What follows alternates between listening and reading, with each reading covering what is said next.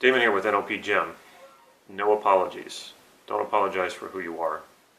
Apologize when you goof up. Apologize when you do things that compromise who you are unethical or immoral.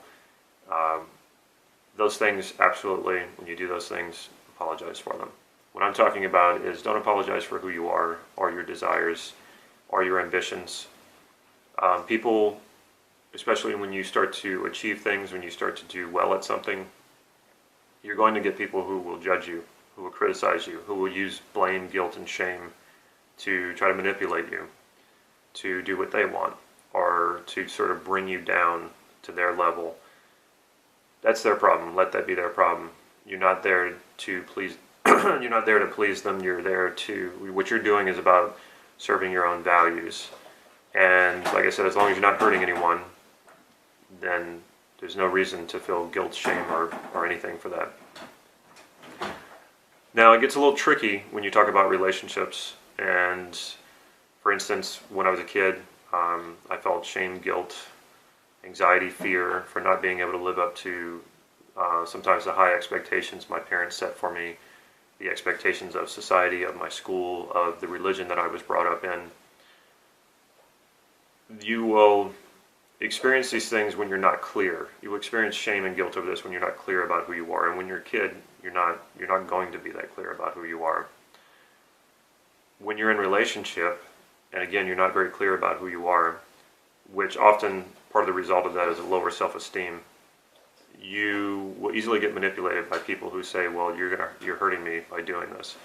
When I left the religion my parents brought me up in, their response to me was that I hurt them. And I've been in relationships where I wanted to leave the relationship, and I did, and the woman said that I hurt her. And I've been on the receiving end of that too. I've been in relationships where a woman's leaving me, and I'm thinking, how could you do this to me? You're hurting me.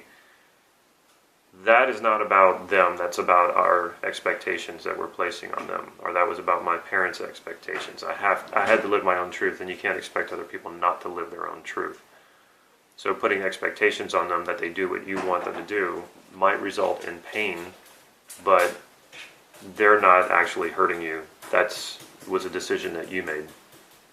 And I've been on the other side too, as far as being the blamer, the shamer, the guilter. So I'm definitely no saint when it comes to that. The message here is get clear on who you are, get clear about your desires, your values, your ambitions, and don't apologize for those. That's about who you are. Now, sometimes in the quest to fulfill a desire, fulfill an ambition, sometimes we might do something that we're not proud of or that isn't good, and we might need to apologize for that. But that's different than who you are. Get clear about who you are and be proud of that. And also a good byproduct of that is your self-esteem will go up. The clearer you are about who you are and your self-concept, the more your self-esteem will increase from that, and you will be less likely to be manipulated by other people wanting to blame and shame and guilt you. And the cool thing is that you're less likely to want to do that to other people too, because you feel good about yourself. You don't need other people to do what you need them to do. You're fine on your own. Check out our website, nlp-gym.com. Subscribe to our YouTube channel, and follow us on Facebook to get real-time updates. And keep checking out our blog. I'm posting on it daily with videos and text.